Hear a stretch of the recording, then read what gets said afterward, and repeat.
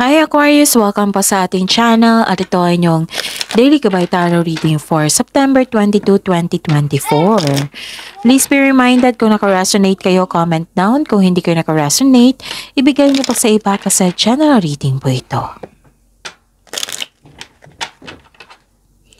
This is for you, Aquarius, ngayong September 22, 2024.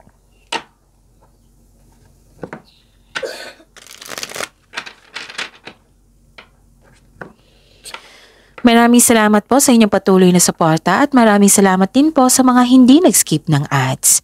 Gamitin ang reading na ito bilang gabay lamang sa mga hindi pa nag-subscribe, subscribe na po kayo at click bell notification para malaman nyo na may bago tayong video. Para sa mga gustong magpa-reading po, may lumabas dyan sa screen nyo ngayon. Panoorin nyo po at sundin ang instruction. Calling the attention sa mga suki ko dito na Aquarius. Open na po ang inyong Monthly Gabay Tarot Reading for October 2024. May 6 months from now reading tayo at love life reading po. So message me Aquarius for schedule. Maraming salamat po.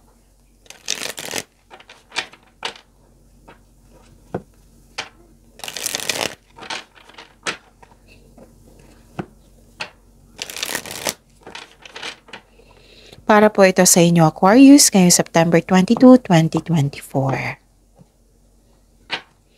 Spirits Guide, mga ganap po para kay Aquarius ngayong September 22, 2024. I need 3 cards po.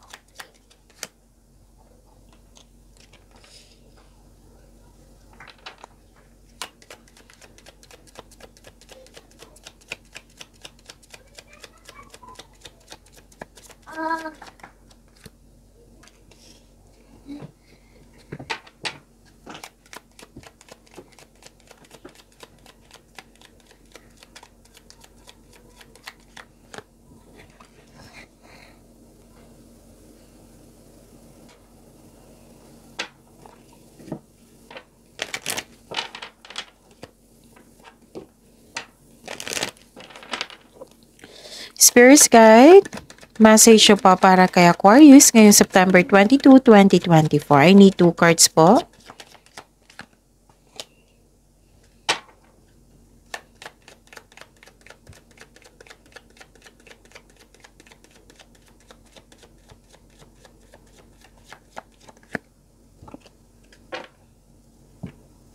Okay, Aquarius. Okay. May nakita ko ditong travel. Pwedeng pauwi para magbakasyon. Pwedeng adventure. Pwedeng new journey.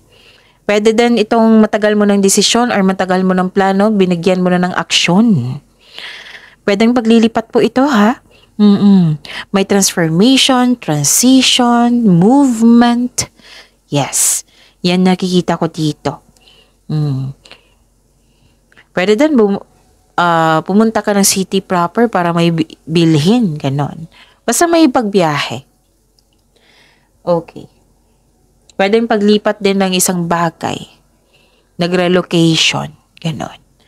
Nakita ko rin dito na kung stress kayo the other day or hindi maganda pakiramdam nyo the other day, the other week, ngayon may improvement na sa inyong health. Wow. So may improvement sa health na po. Meaning to say, mawala na yung stress nyo, mawala na yung anxiety nyo, or yung masakit mong may nararamdaman kang sakit sa the other day, ngayon okay na. Aquarius. Okay. Parang lumabas ito sa kahapon or the other day sa inyo, no? Okay. Nakita ko rin dito na may concern kayo sa isang tao na matigas ang ulo or sobrang stricto. Na yung hindi madaling kausap. Pwede din nagkaroon ng delay sa pag-uusap nyo. Pwede din delay sa hinihintay nyo or delay sa paggawa ng desisyon. Isa din yan sa dahilan. Okay? Pwedeng blockages. Nagkaroon ng loss of connection sa isang tao. Naiisip mo siya ngayon, Aquarius. Okay, your dreams need a practical plan.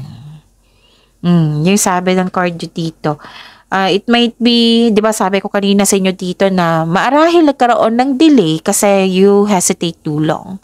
Yung hindi ka makagawa ng desisyon. So, ang sabi ng card dito, your dreams need a practical plan. And huwag kayong mag-alala sa mga iniisip na kung worried kayo sa inyong family ngayon. Sabi ng card dito, you and your loved ones are safe. Amen. So claim natin ito, you and your loved ones are safe.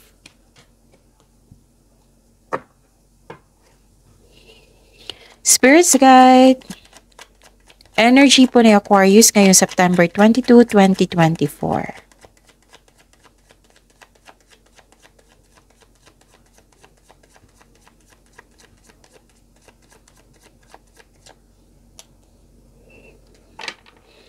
And the clarification of this card po.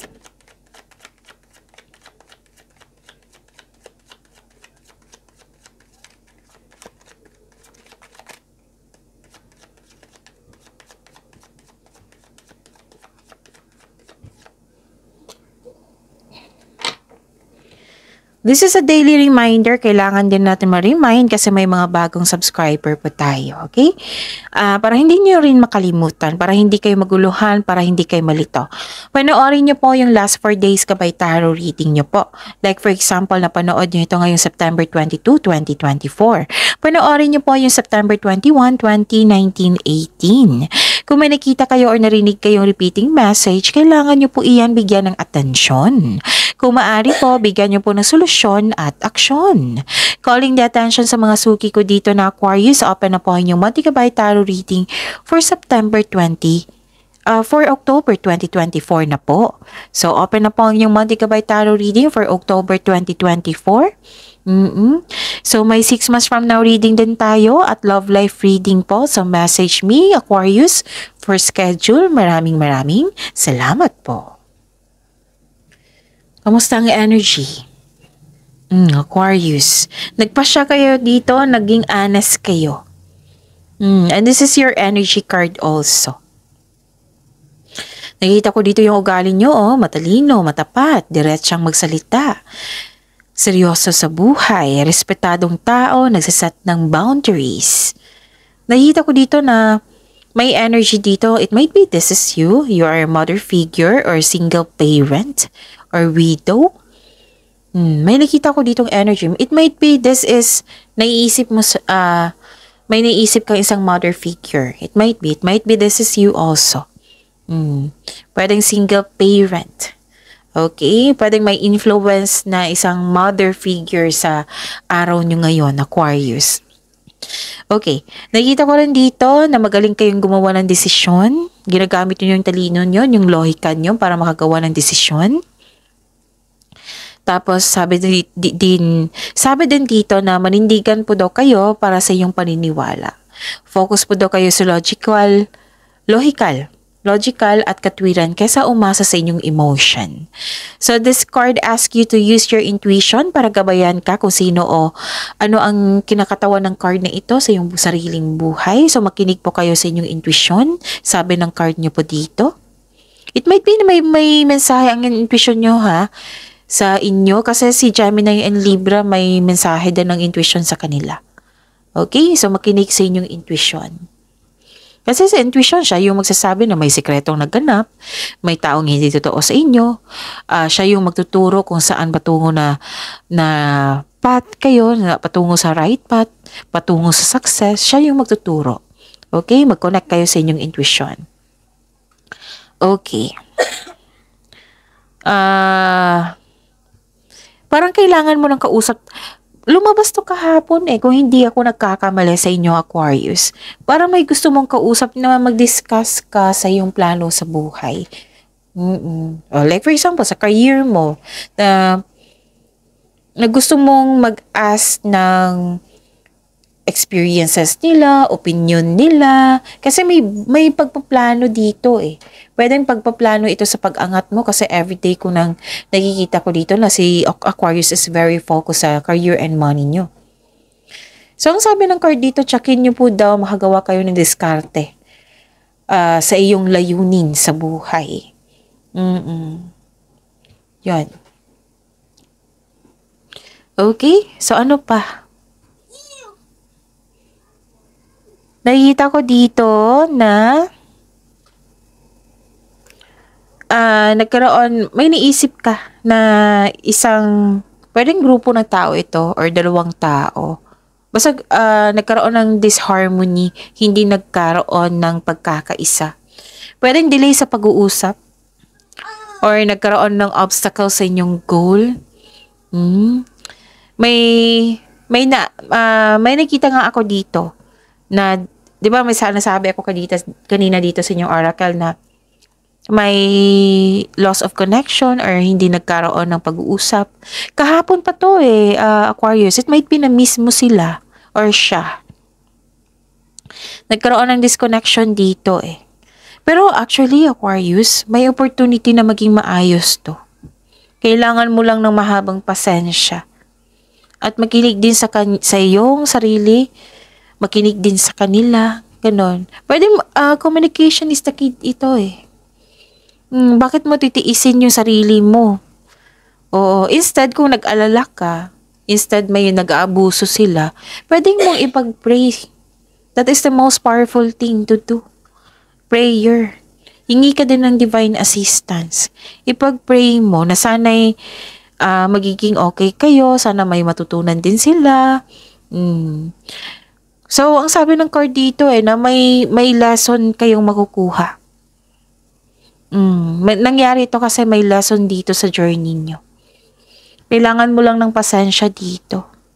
And I'm hoping magiging okay na kayo, Aquarius, kasi parang araw-araw ko na itong nababasa sa inyo na may iniisip kang tao na parang na-miss mo siya or na-disappoint ka sa kanya. Pero at the same time, na-miss mo sana'y magiging okay kayo.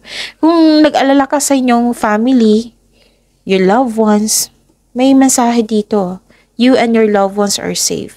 And di ba nagpaplano kayo dito, kaya nga gusto mo magkaroon ng pag-uusap yung mag-gather ka ng experiences, ideas, or i-discuss mo para magkaroon ng pagbalanse yun. Mas hiyang ka mas confident ka, comfortable kapag i-discuss mo yung ideas mo, plano mo. Your dreams need a practical plan. Kailangan talaga ng konkretong plano yan. Yung plano sa buhay. May iniisip ka dito na, okay, marahil itong taong ito naging obstacle sa goal niyo sa buhay, kaya umiwas ka, ganon. Marahil marahil. So, I'm hoping magiging okay na kayo, Aquarius. Kasi kung magiging okay na kayo, magkakaroon ng fulfillment sa pangarap magkakaroon ng happiness. Sana'y ma-overcome mo iyan, Aquarius. Okay? Kasi everyday na nakikita ko dito mas mahibabaw yung mismo. Kaya yung anong tawag dito? Na mismo sila. Ganun. Spirits Guide, Career and Money po ni Aquarius ngayong September 22, 2024.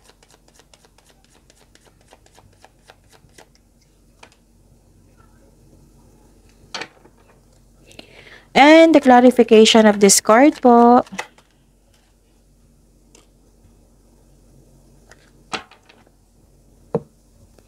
Okay. Sa career and money.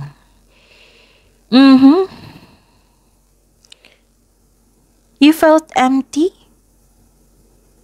Bakit naman? Okay. Sabi po ng card dito, alagaan niyo po daw yung sarili niyo. Kung kailangan ng pahinga po kayo. Kung kailangan magpa-check up sa doktor, magpa-check up po kayo. Ang sabi ng card dito, alagaan niyo po talaga yung sarili niyo. Sabi ng card, wag po daw kayo magpabaya sa inyong health, sa inyong katawan. Kung may kakilala kayong buntis, oo. So, kung hindi maganda ang kanyang aura, masabihan niyo magpa-check up. Ano dito, exhausted ka Kasi maraming demands. So regarding sa career and money to na concern. Maraming demands, exhausted ka Kaya kung pwede po, umiwas sa mga nagbigay ng toxicity sa iyo. May toxic traits dito na nagbibigay ng stress sa iyo. Okay? May sabi din dito na naghihinayang kasi in-invest mo na time and effort regarding to sa career and money, ha? Hindi ka madaling magbigay ng trust sa ibang tao. The other day pa to eh. So yun, may naalala ka. Guarded ka. Nakikita ko dito, guarded. Ayaw mo masaktan, ayaw mo mastorbo, ganun. Nakikita ko dito na, okay, nakita ko dito eh. Okay?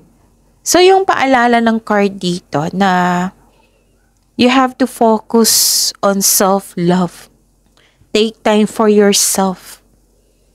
Para ito magkaroon ng personal development. Okay? Yun. At may conflict talaga dito, Aquarius. May argument nagganap. Kung pwede po talaga, dalawang card kasi nagsabi dito, pinupush talaga na kailangan yung malaman. Ang sabi ng card dito, pinupush na kung pwede po umiwas po kayo sa taong ito. Okay? Umiwas po kayo sa taong ito kasi na-distract kayo eh. Maaring ito yung dahilan, nagkaroon kayo ng anxiety or stress. Okay? Nagkaroon ng argument sa kasamahan mo dyan. Pwede din may kasamahan ka na toxic. Dalawang card kasi nagsabi dito. So, ang sabi ng card, andito na yung advice. Umiwas kung pwede. Hanggat maaari, umiwas and don't take that as negativity. Kung walang problema sa iyo, may problema tong taong ito. Instead na magalit kayo sa kanya, instead na magkapag-argue ka sa kanya, why not i-pray? I-pray nyo. That is the most powerful thing to do, right? Yung sabi ko kanina sa inyo dito. So, ito yung solution. Know when it's time to walk away from an environment na hindi na nakatulong sa inyong growth and hindi na nakapagbigay sa iyo ng peace of mind. Tapos, listen to your intuition, Tatlong card na po nagsabi dito na listen to your intuition. Actually, sa lahat ng air signs, sinabihan dito na makinig sa inyong intuition. Makinig sa inyong intuition kasi ito yung mag-guide sa inyo away from toxic person, toxic people, or toxic place. Okay? Exhausted ka dito. Meaning to say, kailangan mo ng tamang pahinga. Yun yung mga solusyon na binigay dito. Yung mga reminder na kailangan yung umiwas na lang po. Ipag-pray nyo. Okay? This is all about connection sa isang tao, no? So, that is kailangan ng adjustment niyan. Okay. Spirits Guide, Love Life, Self-Love, Partnership, and Romance ni Aquarius ngayong September 22, 2024.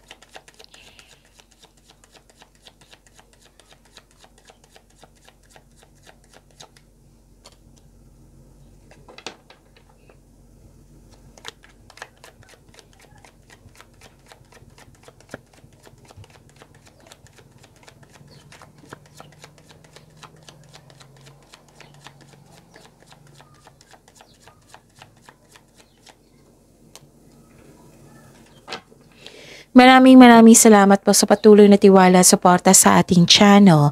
At maraming salamat din po sa mga hindi nag-skip ng ads. May lumabas dyan sa screen nyo ngayon, panoorin nyo po. Kung gusto nyo po iyan, then follow instruction. Wow! Ang ganda. You're guarded, yes. Dalawang card na po nagsabi dito. Pero, you are willing to move forward. Nagkaroon ng silver linings, nagkaroon ng moving on. This is healing. Sabi ko naman sa inyo di ba? May healing dito. Yung okay ka na, yung okay ng health mo. Nagkaroon ng spiritual and personal development. Yan. I-claim nyo to. Dalawang card na kasi nagsabi dito na may hope, healing, and growth. This is a hope sign. Naka-move on ka na sa lahat ng unos na nagdaan at tanggap mo na ang mga nangyari. Pinatawad mo na sila at pinatawad mo na ang mga nangyari at ang inyong sarili. Nagkaroon ng healing and growth sa araw na ito. You're decided to move forward and this is very good. This is very good. This is good for your health, Aquarius. Okay? At the same time, guarded ka na. Ayaw mo masaktan, umiiwas ka sa stress. Okay, kasi ayaw mo magpastorbo eh. Kasi may gusto kang ma-achieve sa iyong buhay. Okay? Ayaw mo nang masaktan, defensive ka, guarded ka. Ang ilan sa inyo mga single dito, ayaw mo munang makipagrelasyon. Para sa mga relasyon sa buhay mag-asawa, umiiwas kayo ng away or confrontation para hindi ka o kayo masaktan. Kumbaga, nililimitahan mo ang sarili mo para walang away. So, this card asks you to try to release fears of opening up to love. Okay? This is protektahan mo yung sarili mo eh. So, yun. This is all about connection sa isang tao. Kung yung mga reminder dito na kailangan umiwas kayo. And this is very good. Claim this hope, healing, and growth. Oo, kasi kailangan yan eh. Lahat ng tao, kailangan itong hope, healing, and growth. And ang ganda kasi ang nasa iyo, binigay sa iyo ang blessings na ito.